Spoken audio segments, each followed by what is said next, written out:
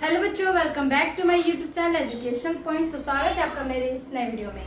आज हम लेके आए हैं आप लोगों के लिए क्लास 10 यूपी बोर्ड के जो बच्चे एग्जाम देने वाले हैं उनके लिए जो चैप्टर आपका 9 है और चैप्टर का नाम है प्रकाश का परावर्तन तथा अपवर्तन।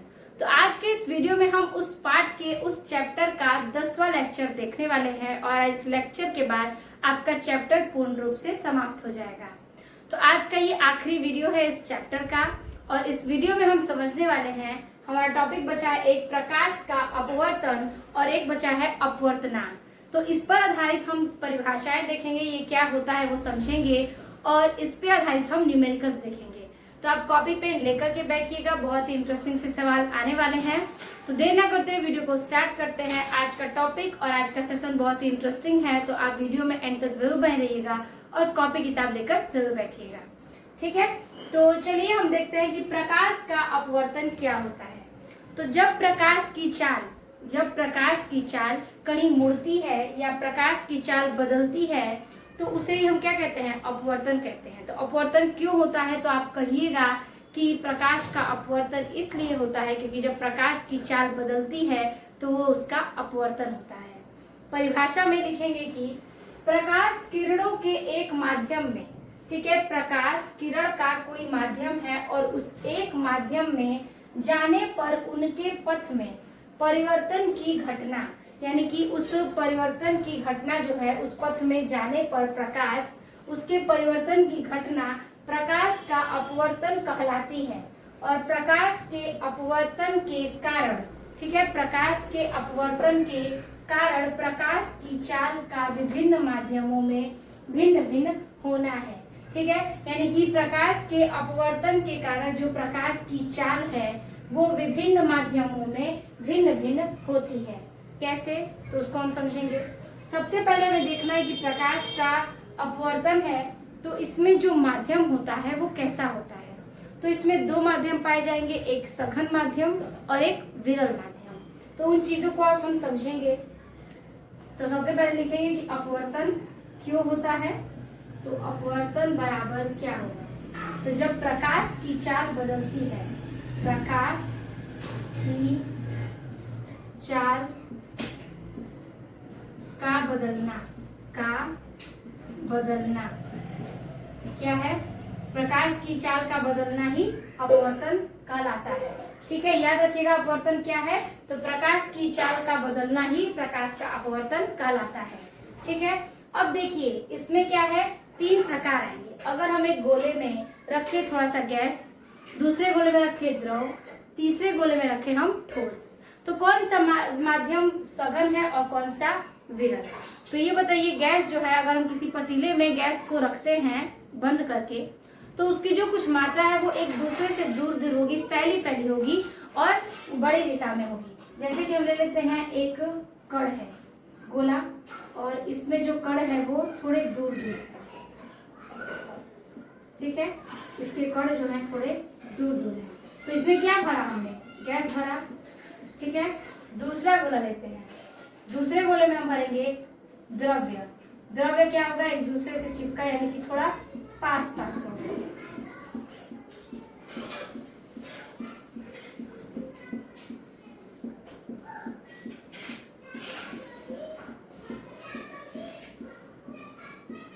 तो ये क्या हो गया आपका द्रव्य, यानी इसमें कुछ थोड़ा सा खाली स्थान है और बाकी सारी जगहों पर द्रव का मैच है। फिर हम लेंगे एक में क्या, एक में हम लेंगे ठोस। ठीक है, ठोस क्या है, तो ठोस एक दूसरे से क्या होगा, चिपका होगा और क्या है कि एक दूसरे के पास सटा होगा। इसमें दूरी नहीं होगी। ठीक है, इसमें एकदम हल्की सी डिस्टेंस होगी, बाकी सारी चीजें इसमें सेम होंगी। तो अगर किसी भी बर्तन में हम कोई द्रव्य रखते हैं तो वो थोड़ी दूरी में इधर उधर हिल सकता है, लेकिन अगर ठोस रखेंगे तो क्या होगा, एक दूसरे में अपना दूरी अटैच कर लेता है। ठीक है, तो ये हमने इसमें द्रव्य की मात्रा, ठोस की मात्रा, द्रव्य की मात्रा और गैस की मात्राएं भर दी। अब देखिए गैस क्या है, इस पतीले में कुछ इसमें खाली स्थान दिख रहा है, तो कुछ खाली स्थान है, तो ये कौन सा माध्यम है, ये विरल माध्यम है। ठीक है, ये विरल माध्यम में आएगा। दूसरा द्रव्य है तो ये भी विरल में है, लेकिन ये क्या है, अधिक विरल में है। अब ये देखिए, ये जो ठोस है इसके बीच में थोड़ा सा भी शेप नहीं है, तो ये क्या है, अधिक सघन है, अधिक सघन है। तो सघन माध्यम यानी कि जिस भी चीज में दूरी ना हो, थोड़ा सा भी स्पेस ना हो, वो सघन है, और जिस चीज में थोड़ी सी दूरी हो, थोड़ा सा स्पेस हो, वो क्या है, विरल है। तो ठोस द्रव की सहायता से हमने बताया कि विरल माध्यम क्या है और सघन माध्यम क्या है। ठीक है, तो इसी माध्यमों में जो प्रकाश की चाल होती है, तो प्रकाश पानी में कैसा दिखेगा। ठीक है, मान लीजिए कि प्रकाश है, एक गिलास में पानी है, अगर पानी में हम टॉर्च जलाएंगे तो शीशे के पानी में, तो पानी के आर पार क्या करेगा, प्रकाश जाएगा, और वो थोड़ा सा जाए या अधिक जाए। गैस में होगा तो गैस में तो पूर्ण रूप से जाएगा, लेकिन अगर हम ठोस ले पदार्थ, तो ठोस के पदार्थ के उस पार किसी भी ठोस यानी लकड़ी का अगर हम गुटका लेते हैं, तो क्या उसमें हम प्रकाश करवाएंगे तो क्या वो परावर्तित होगा, नहीं होगा। तो वो क्या है, सघन माध्यम है, और जिसमें परावर्तित हो जाएगा, आर पार प्रकाश चली जाएगी, वो क्या है, विरल माध्यम है। इसमें स्पेस है और इसमें स्पेस नहीं है। अब एक और चीज देखेंगे हम, जैसे कि मान लीजिए कि हम माध्यम को देखते हैं, क्योंकि सबसे पहले प्रकाश के अपवर्तन में हमें माध्यम देखना है, और माध्यम में एक आता है अपवर्तन कोण और एक आपतित कोण। ठीक है, आपतित किरण और एक अपवर्तित किरण। सबसे पहले हम एक फिगर लेंगे, ऐसे लाइन खींचेंगे। ठीक है, तो ये जो बीच वाली आपकी लाइन है, इसको हम डॉट लाइन लेंगे, और जहां तक मैंने आपको प्रकाश का परावर्तन पढ़ाया है, तो उस परावर्तन में ये जो बीच वाली लाइन है वो अभिलंब है। क्या है, अभिलंब है। ठीक, और यहाँ पर अगर हम एक किरण लेते हैं और यहाँ प्रकाश गुजारते हैं, तो ये क्या है, आपका आपतित किरण है। यहाँ से आ रही है तो ये आपतित किरण है, आपतित किरण। और जब यहाँ पर वो अपवर्तित होगी तो उसकी दिशा ऐसे घूम जाएगी। ठीक है, घूम जाएगी तो यहाँ पर क्या हो जाएगा, इसकी दिशा तो यहाँ प्रतीत हो रही है सामने की तरफ, लेकिन ये क्या है, दूसरी दिशाओं में चला गया है, तो ये हो जाएगा आपका अपवर्तन कोण, यानी कि हम इसे अपवर्तित किरण लिख सकते हैं, अपवर्तित किरण। ठीक है, ये हो गया आपका अपवर्तित किरण। अब देखिए, ये हो गया आपका माध्यम 1, ये हो गया आपका माध्यम 2।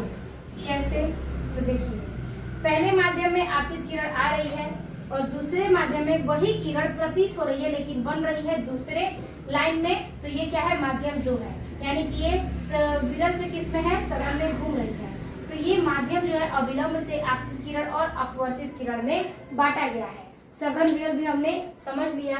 तो प्रकाश के अपवर्तन के लिए हमें सिर्फ इतना ही समझना था कि जो प्रकाश की किरणें हैं, वो एक माध्यम में जाने पर उसके पथ में परिवर्तित की घटना प्रकाश का अपवर्तन कहलाती है, और प्रकाश के अपवर्तन के कारण जो प्रकाश की चाल है, ये जो प्रकाश की चाल है, वो विभिन्न माध्यमों में भिन्न भिन्न होना चाहिए।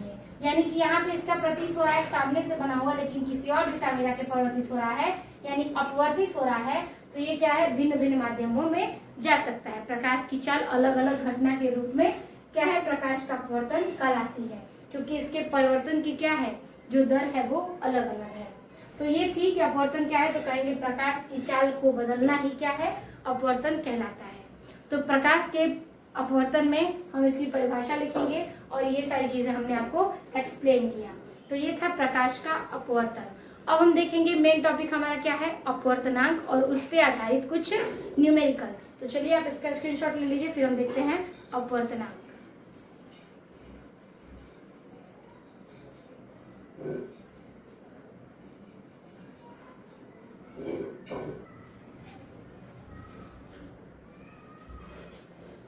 तो ये टॉपिक है हमारा अपवर्तनांक। तो अपवर्तनांक क्या है, देखिए, किन्हीं दो माध्यमों के लिए आपतन कोण I की ज्या तथा अपवर्तन कोण R की ज्या का अनुपात नियतांक होता है, जिसे हम क्या कहते हैं, अपवर्तनांक कहते हैं।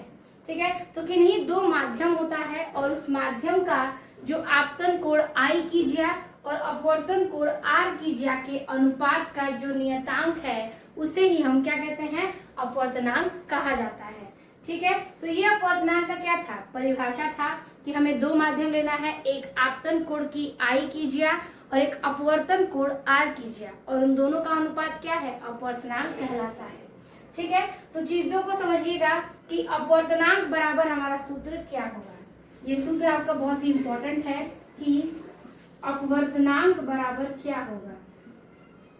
तो अपवर्तनांक बराबर रखेंगे, पहले क्या होगा कि आपतन कोण I की ज्या, तो लिखेंगे आपतन कोण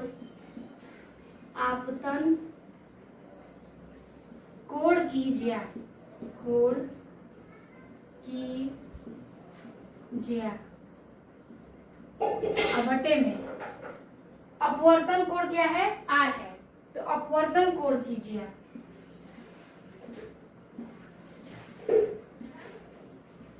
अपवर्तन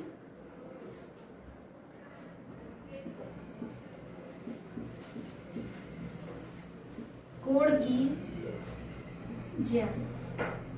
ठीक है, तो देखिए ये हो जाएगा, जो अपवर्तनांक है उसको हम n से डिनोट करते हैं, तो n इज इक्वल टू आपतन कोण I की ज्या, यानी कि क्या है, I है, तो यहाँ पर हम आपतन कोण साइन लेंगे, तो लेंगे हम अपना साइन I, अब बटा में अपवर्तन कोण की ज्या क्या है, R, तो लिखेंगे साइन R। ठीक है, तो n is equal to sine I by sine R, तो ये इसका अपवर्तन का क्या है, फॉर्मूला है। ठीक है, याद रखिएगा, फॉर्मूला जो है n is equal to sine I by sine R, अपवर्तनांक बराबर आपतन कोण की ज्या बटे में अपवर्तन कोण की ज्या, आपतन कोण की ज्या साइन I, अपवर्तन कोण की ज्या साइन R। तो ये हो गया आपका सूत्र। अब हम क्या करेंगे कि इसमें जो दो माध्यम है, यहाँ पर दिया है दो माध्यमों के लिए अपवर्तन कोण, माध्यम जो दो है वो अपवर्तनांक के लिए पहला माध्यम बराबर क्या होगा, n, और दूसरा माध्यम, यानी कि पहले माध्यम के सापेक्ष दूसरा माध्यम, आप लिख सकते हैं 1n2 इज इक्वल टू पहले माध्यम के सापेक्ष,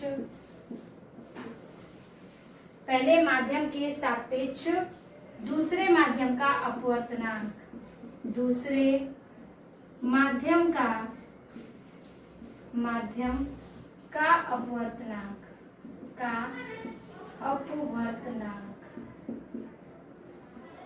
अपवर्तनांक। ठीक है, यानी कि पहले माध्यम के सापेक्ष दूसरे माध्यम का अपवर्तनांक। तो अब देखिए हम देखेंगे एक फिगर के हिसाब से, जो कि हमने अपवर्तन में बताया, प्रकाश के अपवर्तन में, कि हमें एक रेखा लेनी है, ये उसका क्या है, अभिलंब है। ठीक है, पहला माध्यम यहाँ पर था, माध्यम 1, दूसरा माध्यम यहाँ पे है, माध्यम 2। ठीक है, पहला माध्यम के विरुद्ध क्या है, दूसरा माध्यम। तो मान लीजिए कि ये माध्यम 1 है, यहाँ से हम कोई प्रकाश की किरण लेते हैं, तो यहाँ टकराई और वो क्या हो गई, इस दिशा में घूम गई, यानी यहाँ से आकर यहाँ पर चली गई, तो इसके बीच का जो कोण बनेगा, ये जो कोण बनेगा वो क्या बनेगा, I का बनेगा।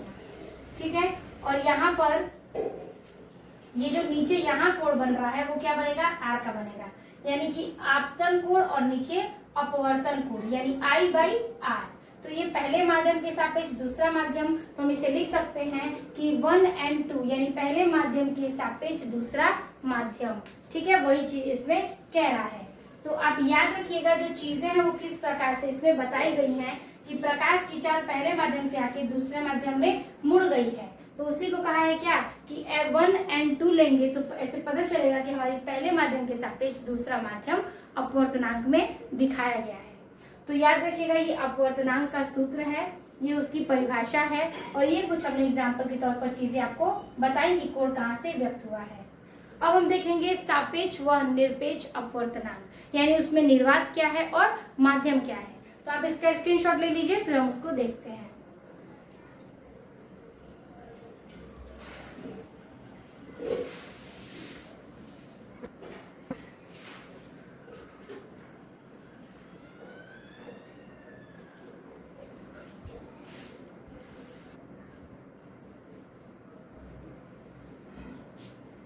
तो इसके आगे हम देखेंगे सापेक्ष व निरपेक्ष अपवर्तनांक। अब ये सापेक्ष और निरपेक्ष अपवर्तनांक क्या होता है उसको हम समझेंगे। तो मान लीजिए कि कोई माध्यम है, ठीक है, कोई माध्यम में हम लाइन लेते हैं, ठीक, और उस लाइन में यहाँ पर जो रेखाएं आ रही हैं यहाँ से, तो यहाँ से ऐसे तिरछी रेखा आ रही है, ठीक, और ये तिरछी रेखा आ रही है और फिर नीचे जाके थोड़ी सी तिरछी दिशा में घूम जाएगी। तो ये क्या है, ये आपका यहाँ से जो आ रही है वो आपका निर्वात है और नीचे क्या है वो उसका माध्यम है। ठीक है, तो ऊपर क्या है निर्वात है और नीचे क्या है उसका माध्यम है। तो ये चीजें इसमें कह रहा है। तो सबसे पहले देखेंगे कि निरपेक्ष क्या है। तो यही फिगर है उसका, उसकी परिभाषा में लिखेंगे कि यदि ठीक है, यदि प्रकाश की किरण, यदि प्रकाश की किरण, यदि प्रकाश की किरण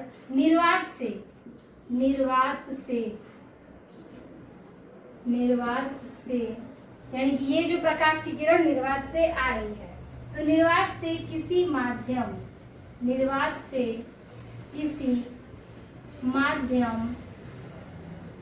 ठीक है, निर्वात से किसी माध्यम में जा रही हो, निर्वात से किसी माध्यम में जा रही हो, तब माध्यम का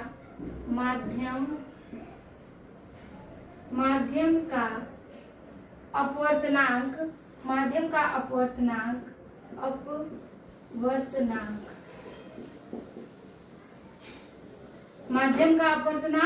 निरपेक्ष अपवर्तनांक कहलाता है। निरपेक्ष अपवर्तनांक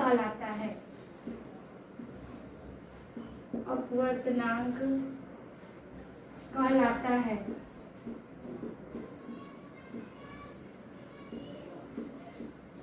ठीक है, तो वही कह रहा है कि यदि प्रकाश की किरण जो है वो निर्वात से किसी माध्यम में, किसी और माध्यम में जा रही हो, तब माध्यम का अपवर्तनांक क्या होगा, निरपेक्ष अपवर्तनांक कहलाता है। अब हम देखेंगे क्या, सापेक्ष अपवर्तनांक। तो मान लीजिए कि कोई क्या है, एक रेखा है, उसमें प्रकाश का माध्यम यहाँ से एक माध्यम से आ रहा है और फिर दूसरे माध्यम में चला जा रहा है। ये निर्वात से आके माध्यम में आएगा तो वो निरपेक्ष है, लेकिन वो एक माध्यम से दूसरे माध्यम में आएगा तो वो क्या है, सापेक्ष है।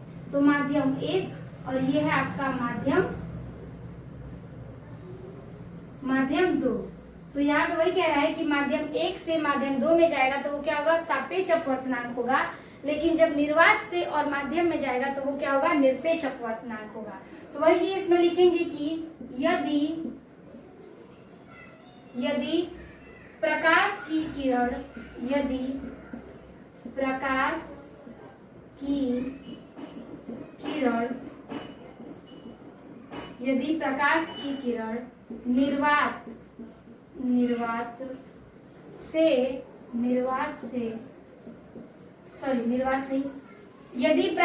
किरण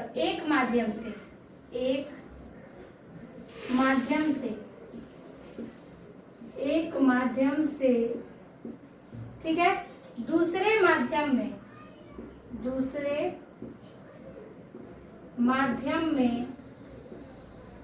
एक माध्यम से दूसरे माध्यम में प्रवेश करें,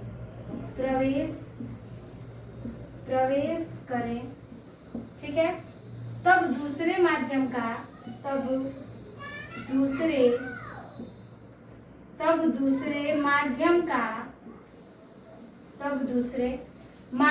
अपवर्तनांक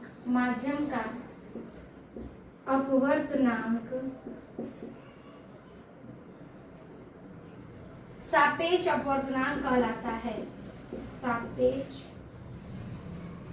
अपवर्तनांक कहलाता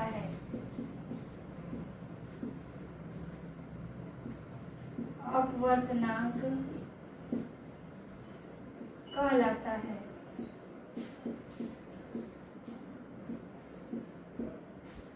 ठीक है, तो वही कह रहा है कि यदि प्रकाश की किरण निर्वात से किसी माध्यम में जा रही है तब माध्यम का अपवर्तनांक क्या है, निरपेक्ष अपवर्तनांक है। लेकिन यदि प्रकाश की किरण एक माध्यम से दूसरे माध्यम में प्रवेश करे तो दूसरे माध्यम का अपवर्तनांक क्या है, सापेक्ष अपवर्तनांक है। ठीक है, तो ये हो गया आपका सापेक्ष व निरपेक्ष अपवर्तनांक क्या होता है। तो हमने चीजों को बता दिया। ठीक है, तो अब हम देखेंगे इस पर आधारित कुछ न्यूमेरिकल्स यानी कि प्रश्न। तो आप इसको नोट करिए, फिर देखते हैं हम अपना पहला प्रश्न को।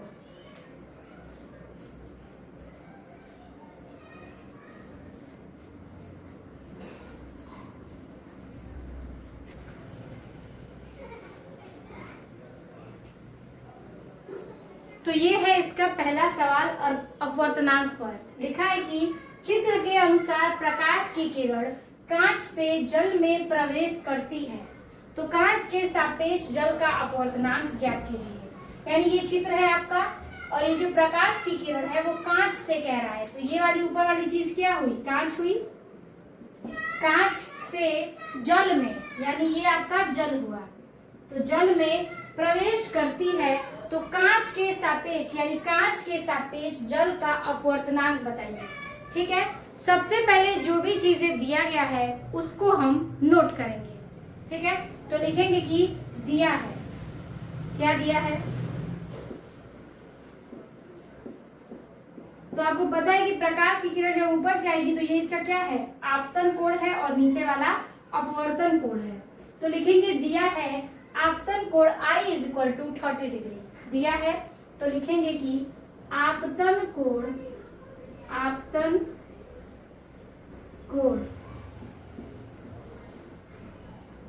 I = कितना होगा, 30 डिग्री। फिर देखेंगे अपवर्तन कोण कितना है, 45 डिग्री, तो लिखेंगे अपवर्तन कोण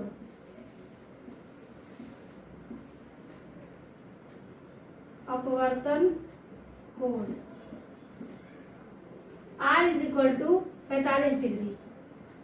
ठीक है, R = 45 डिग्री। तो ये हो गया आपका आपतन कोण, ये हो गया अपवर्तन कोण। ये है कांच और ये है जल, यानी कांच के सापेक्ष जल का अपवर्तनांक ज्ञात करना है। तो लिखेंगे कांच के सापेक्ष जल का अपवर्तनांक, याद रहे कांच के सापेक्ष जल का अपवर्तनांक,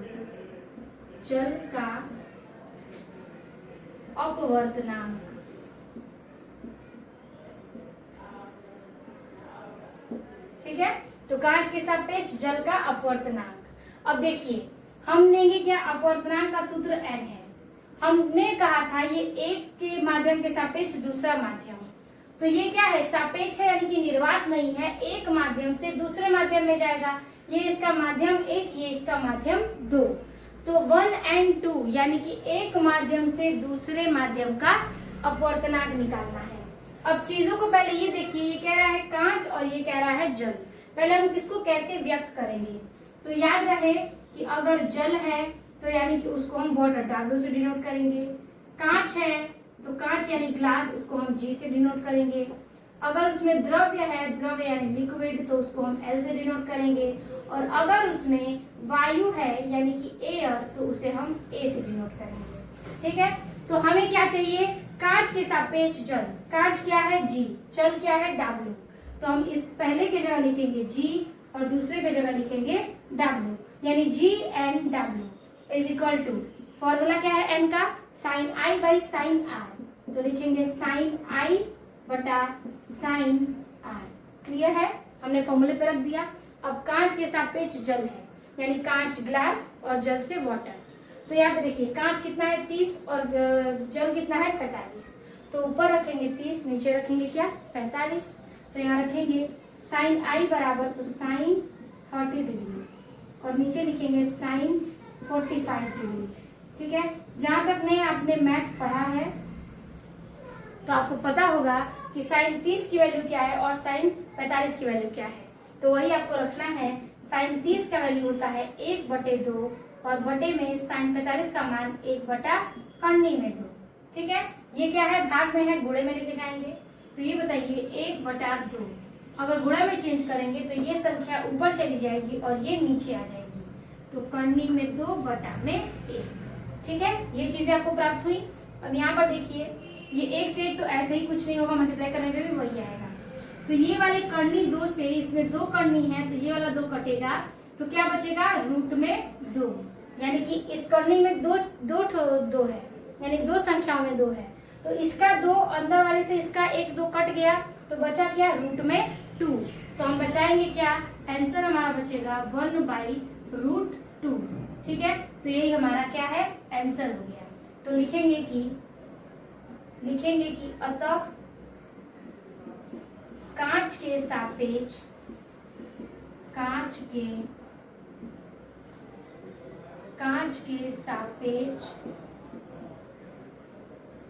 जल का अपवर्तनांक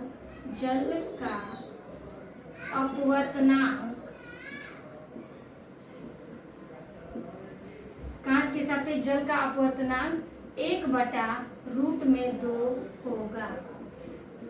ठीक है, ये इसका क्या है, आंसर है। तो आपको इसी प्रकार से चीजों को हल करना है। आपको 2 चीजें फिगर में दिया रहेगा, देखना है कि साइन आई क्या है, साइन आर क्या है। साइन आई साइन आर पे वो सारे डिग्री रख लेना है, फिर उसका फॉर्मूला पुट करना है और हल करके उसका अपवर्तनांक आपको ज्ञात करना है। तो इस प्रकार से हमने पहले क्वेश्चन को सॉल्व किया, बहुत ही आसान था और ऐसे ही आपको सारे क्वेश्चन सॉल्व करने होंगे। ठीक है, तो यहाँ तक के आप स्क्रीनशॉट ले लीजिए, फिर हम देखते हैं दूसरे सवाल को।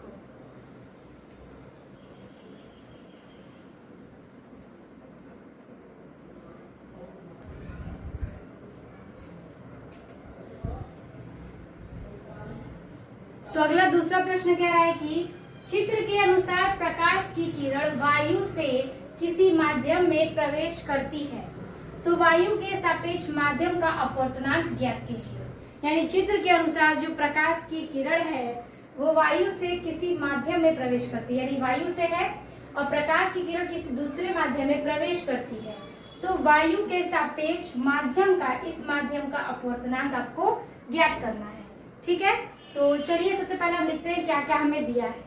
तो ये ऊपर का चीज आपका क्या है, यहाँ पर ये चीज हम लेंगे क्या, आई, और इसको माना है हमने आर। तो यहाँ पर ये देखिए कि हमने आई ये है, आर ये है, वैल्यू तो इधर की दी गई है, तो हम अब क्या करेंगे। कई बच्चे गलती ये करते हैं कि साइन इसको आई मान लेंगे और साइन इसको आर मान लेंगे, लेकिन ये गलत है। हमारा कोण आई यहाँ बनेगा, आर यहाँ बनेगा, तो हम वैल्यू उसकी इसमें कैसे रख सकते हैं। सबसे पहले हम लिखेंगे क्या दिया है।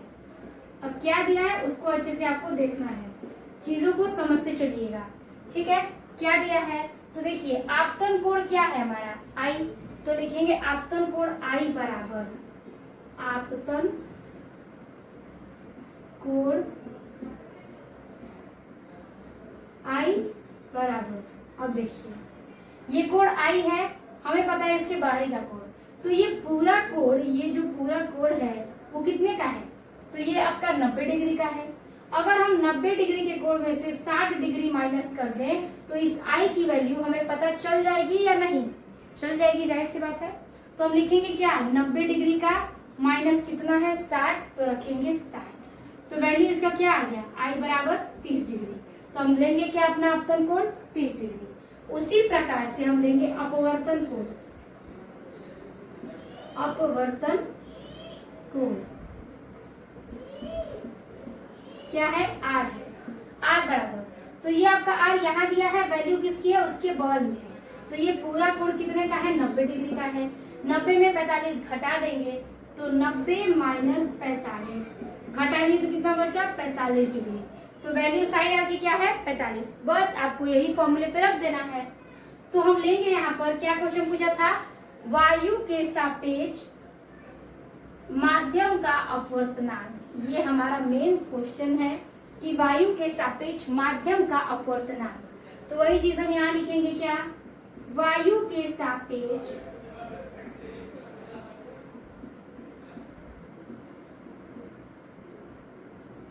माध्यम का अपवर्तनांक,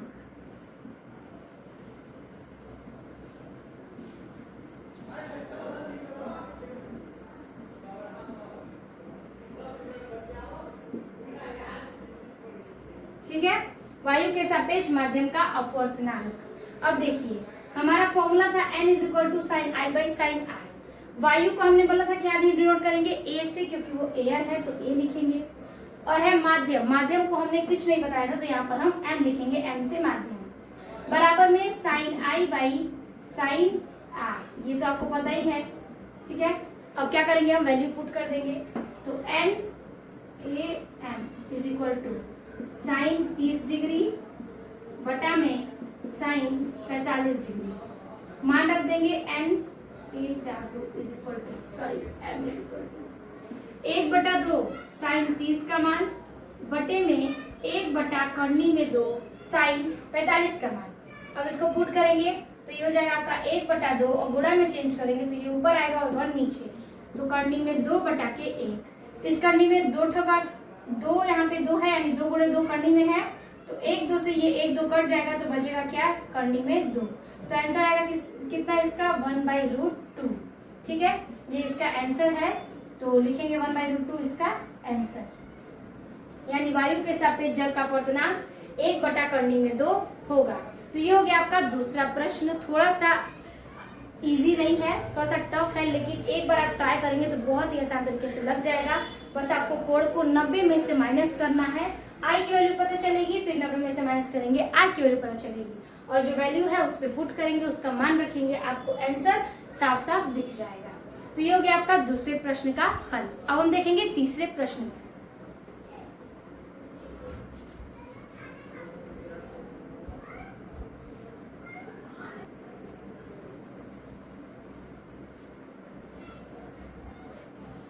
अगला ये आपका तीसरा प्रश्न कह रहा है कि प्रकाश वायु से 1.50 यानी कि 1.50 अपवर्तनांक को कांच की प्लेट में प्रवेश करता है। ठीक है, यानी कि प्रकाश जो है वो वायु से 1.50 अपवर्तनांक को कांच की प्लेट में प्रवेश करता है और कांच में प्रकाश की चाल कितनी है। निर्वात में प्रकाश की चाल 3 × 10⁸ मीटर प्रति सेकेंड होता है। ये तो आपको मैंने पहले भी लेक्चर में बता चुके हैं हम। ठीक है, तो इस सवाल को हम कैसे डिनोट करेंगे।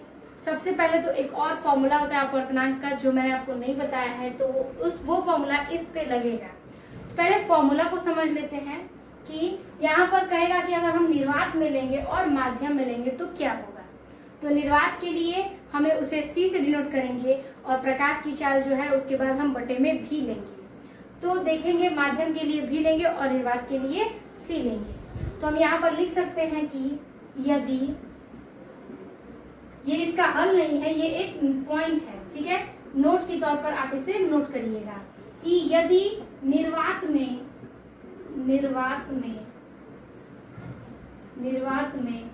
प्रकाश की चाल, यदि निर्वात में प्रकाश की चाल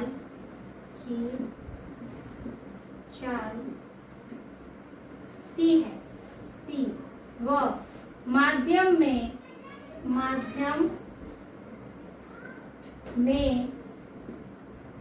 प्रकाश की चाल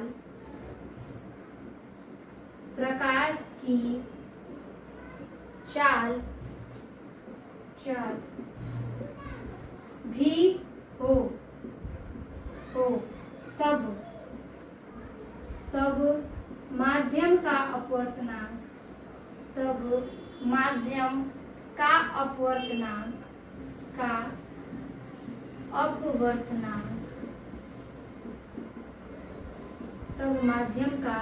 अपवर्तनांक क्या है कि अपवर्तनांक क्या होगा। तो लिखेंगे अपवर्तनांक इज इक्वल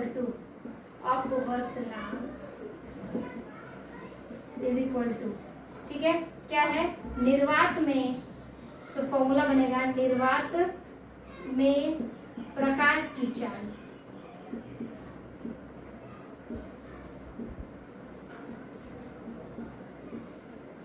अब बटे में लिखेंगे माध्यम में प्रकाश की चाल।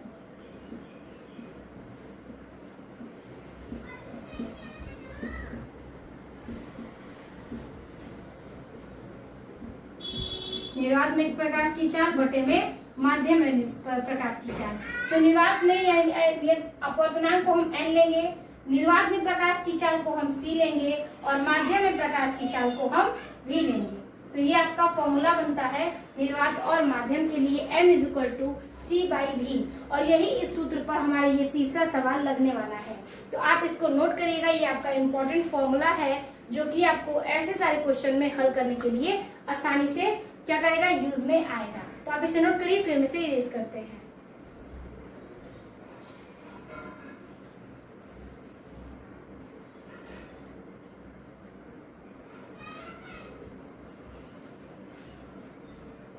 सिर्फ इतने को इरेज करेंगे, क्वेश्चन हमें अभी सॉल्व करना है।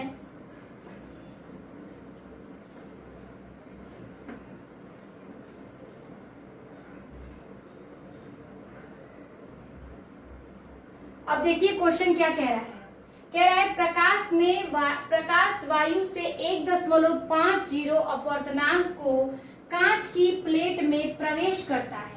तो हम लेंगे क्या, कांच का अपवर्तनांक क्या है 1.50। तो लेंगे दिया है क्या दिया है, तो कांच का अपवर्तनांक, कांच का अपवर्तनांक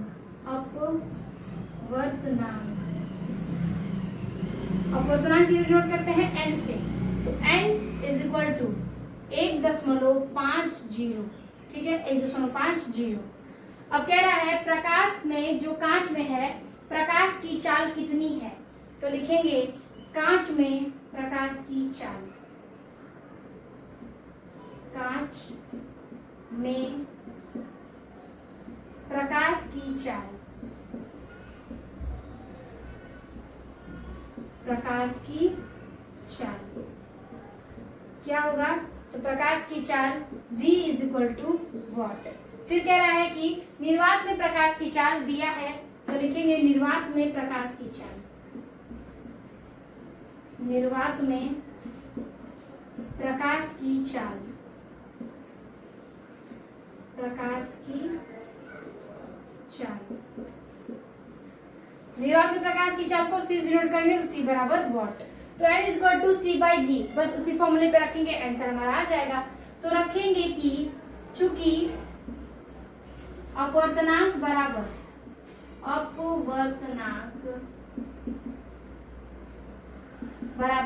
निर्वात में प्रकाश की चाल बटे में माध्यम में प्रकाश की चाल, तो रखेंगे इसमें हम कि निर्वात में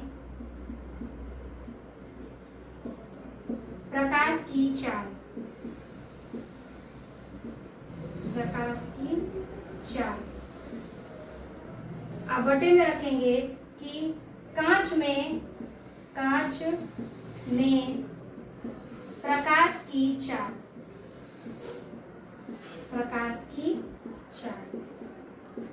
देखिए अपवर्तनांक क्या है, n है, ठीक, रखेंगे यहाँ पर n बराबर निर्वात में प्रकाश की चाल c बटे में कांच में प्रकाश की चाल v।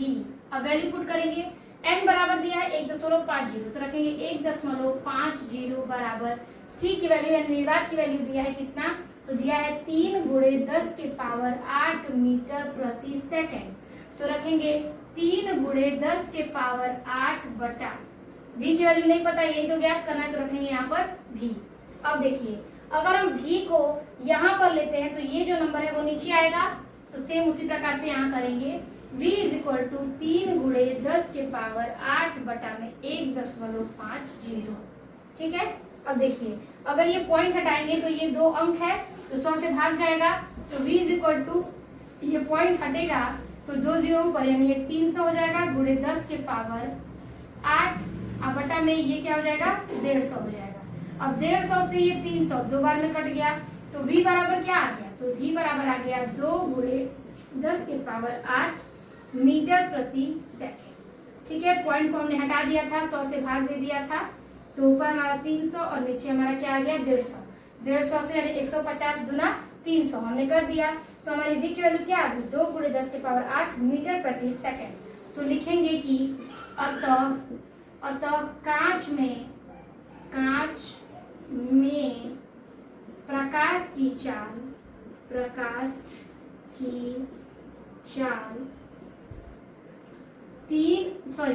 कितना है 2 × 10⁸ मीटर प्रति सेकेंड होगी, ठीक है। ये इसका क्या हो गया आंसर हो गया।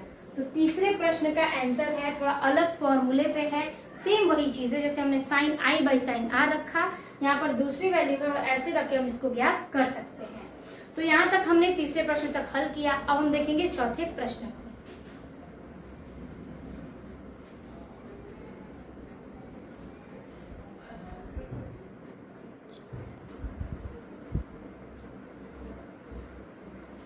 तो अगला यहाँ पर चौथा प्रश्न कह रहा है कि जल में प्रकाश की चाल 2.25 गुणे 10 की पावर 8 मीटर प्रति सेकंड है। यदि जल का अपवर्तनांक 4/3 हो तो निर्वात में प्रकाश की चाल ज्ञात कीजिए। तो निर्वात में प्रकाश की चाल तो आपको ऐसे ही पता है 3 गुणे 10 की पावर 8 होता है, लेकिन इसमें हम कैसे ज्ञात करेंगे कि हमारा वही आंसर है? वही आंसर आना भी तो चाहिए, तो कैसे? तो देखिए जल में प्रकाश की चाल, तो देखिए जल में प्रकाश की चाल इतना दिया है, फिर निर्वात का पूछ रहा है लेकिन जल का अपवर्तनांक भी दिया है। तो लिखेंगे जल का क्या है? अपवर्तनांक। अपवर्तनांक, जल का अपवर्तनांक कितना दिया है? तो अपवर्तनांक को तो हम n से डिनोट करते हैं, लेकिन इसकी वैल्यू है 4/3। ठीक है, जो जो दिया उसको लिख लेंगे। फिर दिया है क्या? जल में प्रकाश की चाल। तो यहाँ पर लिखेंगे हम जल में प्रकाश की चाल। जल में प्रकाश की चाल, प्रकाश की चाल। तो जल में प्रकाश की चाल कितनी है? 2.25 गुणे 10 के पावर 8 मीटर प्रति सेकंड। अब निर्वात की यानी C = व्हाट पूछा है, तो फॉर्मूला हमारा क्या था? N = दिया था C/V। C हमें नहीं पता है, N पता है। N कितना है? 4/3। तो यहाँ रखेंगे क्या? 4/3 बराबर C नहीं पता है, C लिखेंगे। V कितना दिया है? V दिया है आपका 2.25 गुणे 10 के पावर क्या है? 8। ठीक है, अब देखिए ये जो 3 है इसका गुणा C में होगा तो क्या हो जाएगा? 3C हो जाएगा। ठीक है, इसे हम लिख सकते हैं 3C बराबर। अब देखिए अब क्या करेंगे हम? ये 4 का गुणा इसमें करेंगे।